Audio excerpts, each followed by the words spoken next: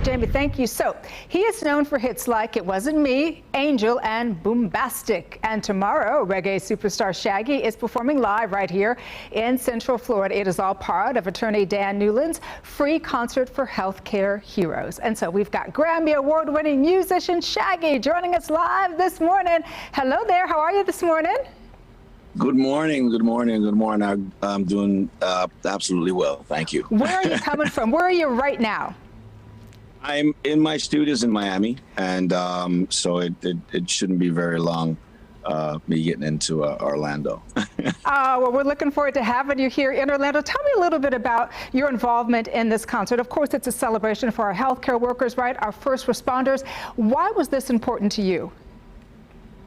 It was important for, just for everyone, first responders, they're our heroes, and me being a man of service myself, I could relate.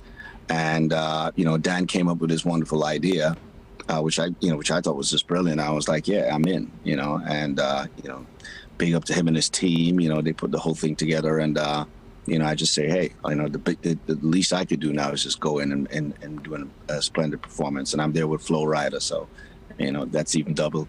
double I know, Flo Rida, that's going to definitely be some fun there. Listen, by the way, what branch did you serve in? What branch of the military? I was in the Marines. Yeah, I served in the first Gulf War. Oh, wow, that is awesome. Well, we thank you for your service. And also, we thank you for doing this amazing concert. And you did mention Flo Rida. You're also going to be joined by somebody else as well. Talk to me about that and how excited you are to be joining this great group of people. Well, I've done a couple of, concerts before with Flo Rida, and he's always just an amazing performer. It's just good to have the opportunity to really just kind of give back, and just show appreciation. I thought it was really, really unique that all of, first responders, they could come online and, they could just log in and get themselves. They get to bring one person with them also.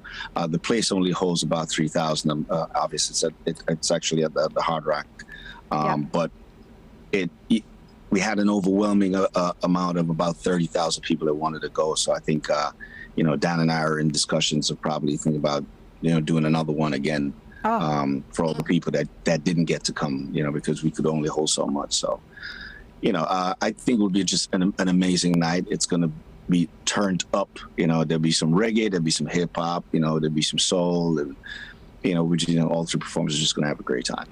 This is going to be so great. I know Kobe Kaye is going to be there as well. And the thing with you is that you've just had, so much success early on in your career. Of course, you had Boombastic, and then your record company dropped you, unfortunately, thinking, okay, listen, nothing's going to equal the success of Boombastic. Listen, guess what?